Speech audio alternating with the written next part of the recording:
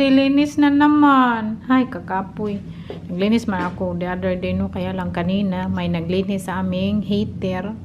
Yung tao, pinasok niya yung sapatos niya, madumi pa naman. Tapos tinanggal ni Saki yung mga washing machine doon kasi doon man siya naglinis. Maglinis naman ako doon eh. Dumi sa amin. Ganyan ako, no? Pag may tao na magpasok dito, tapos nakasapatos, magmap talaga ako, maglinis. So dito siya kanina may nilinis siya dyan sa mga balde, nilagyan doon, ambot nagunsa siya dyan linis mo, nabalik ko na dyan, na-arrange ko na, tapos naglinis na din ako dyan sa floor, malinis na.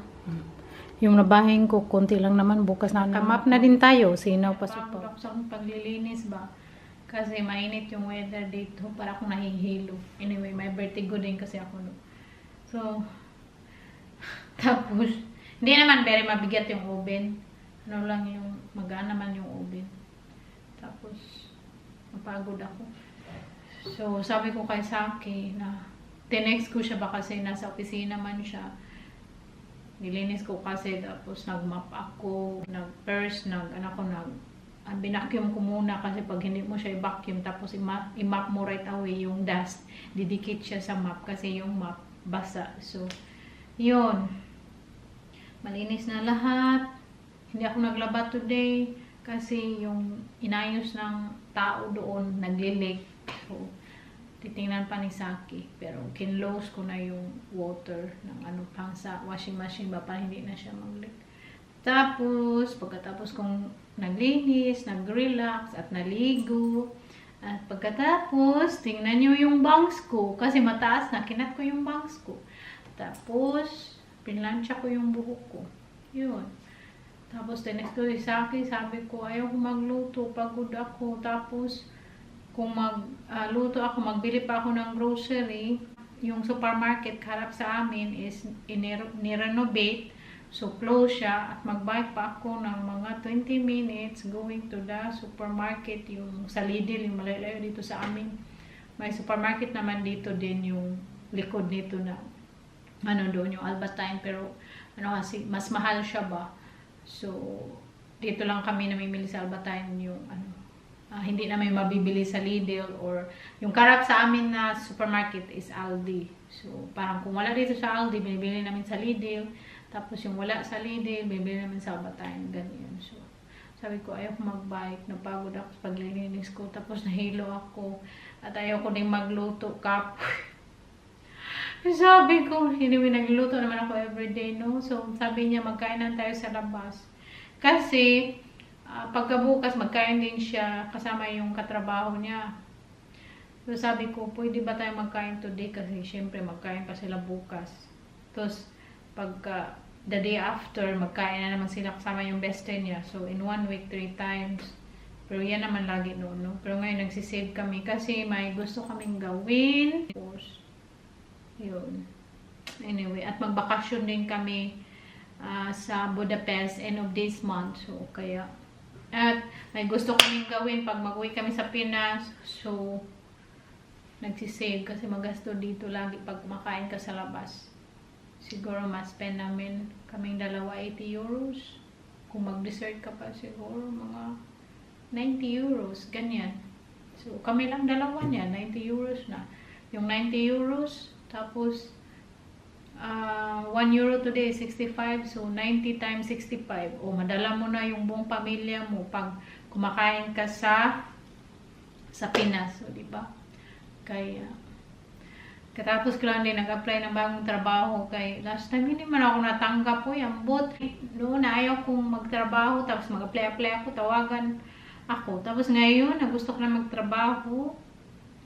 Hindi ako tinatawagan. To get ready with me, yung suotin natin is ito. Kasi parang kakulay siya ng t-shirt ko. At yung ating suit kayo na baggy pants. Very loose to. So, ito yung i-prepare natin.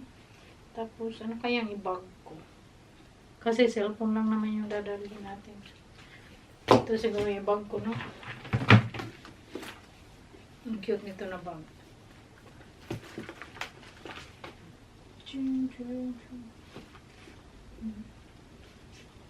Pag hindi siya bagay. gusto ko kasi mga vintage na bag.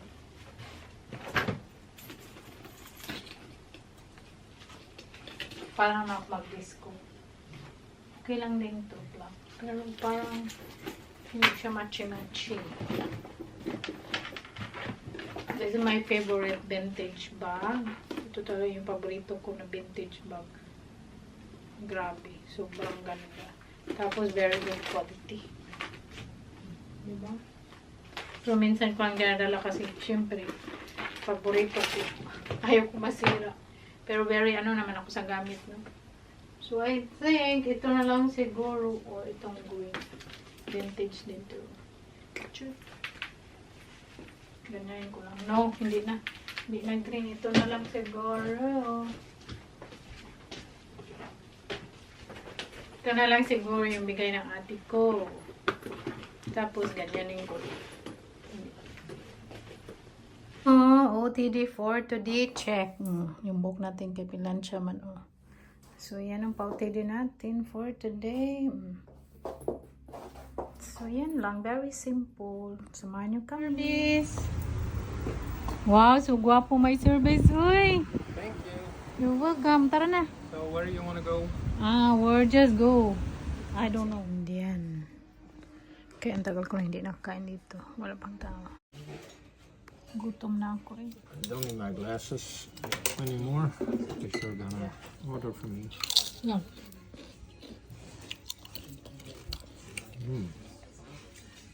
Appetizers. Mango lassi. And for my darling is beer.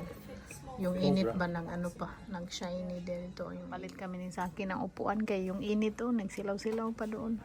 No? It's too warm on this side. No, it's not. But I don't like the sun shining. And you like it? Not necessarily. Here it's okay. It's not too warm. Okay. Thank you. Ito na yung pagkain. Shrimp curry, rice, tapos vegetarian na curry, tapos hindi pa dumating yung grill chicken ko. Gutom na si Mr. Gutom na din ako. Tapos na kami naglamon, ubos, pero yung rice hindi. Yun na kami, busog ng bitok. Yan na yung saki yung aming BMW. Tapos magpunta kami ng supermarket sa Lidl. Kaya mag-grocery para lutuin namin bukas. At anyway, bukas ako lang naman magkain din siya sa labas sama yung bestie niya. Ready meal na food. Hindi ka magutom. Pag nasa Netherlands ka, kung hindi mo lang kailangan na fresh na pagkain ka, madami. So, uwi na kami. Kasakay lang ako kay Mr. Daming sexy kay summer. Hindi pa naman summer no. Papuntang summer na. Papunta ka nagyaw-yaw.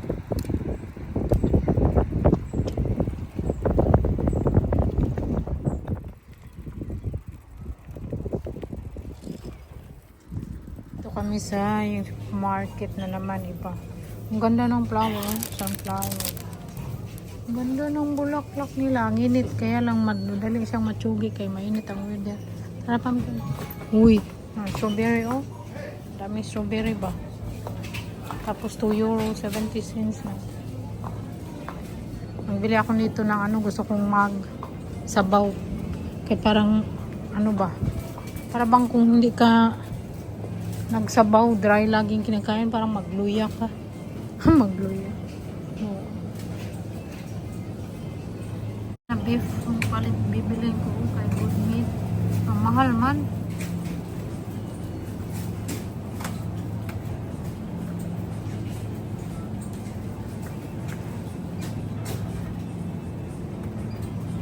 So, nag-lift ako kay nag-health man tayo.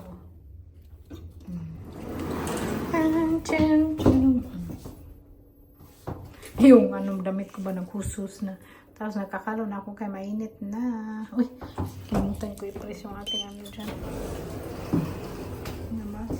Kailangan ko naman ng belt. Husus na. Heels to siya. Ang ganda nito. Very comfy. 3rd floor. Pero most of the time ako nung Nag-stairs ako lagi. Ngayon lang, basta mag-heels.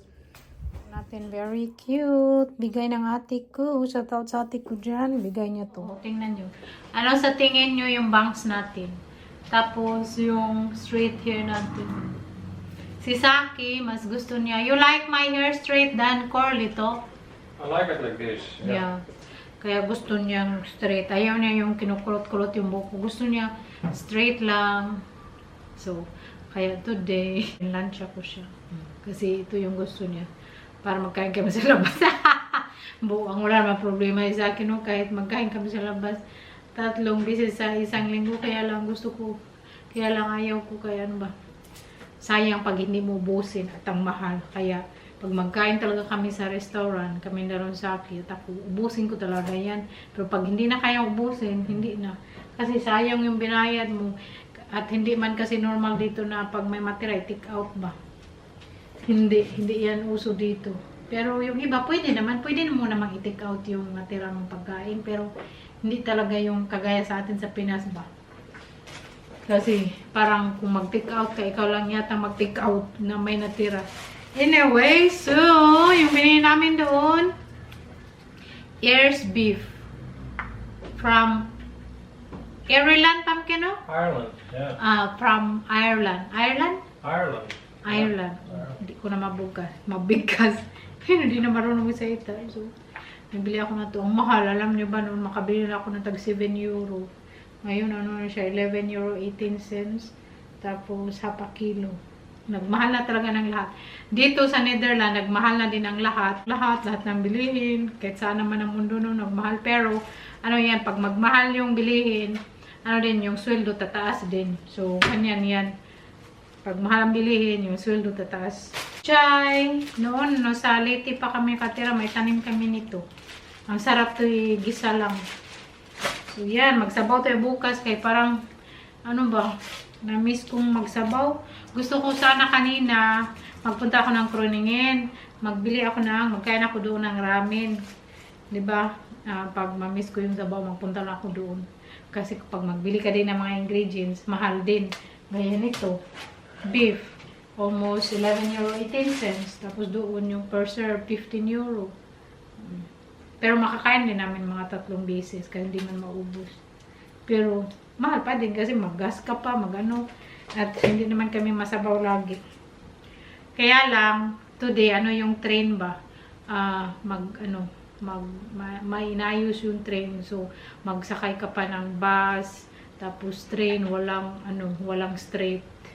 Magkunik-kunik ka pa ng bus. So, anyway, tama yan, chika. Nagbili ako ng kiwi kasi masarap to at healthy. Kiwi, kainin ko yan sa yogurt mamaya. At syempre, avocado. Avocado. Panglagay sa breakfast namin ni Saki. Pero madami pa kaming fruit ito. May melon, manga, strawberry, at blueberry, at pineapple. Kasi mainit yung weather. Gusto kong kumain lagi ng prutas. Maglakad din kami doon lang the same. So, that's all for today's video. I hope you guys enjoy. And thank you so much for watching. Bye! See you again next time. Bye!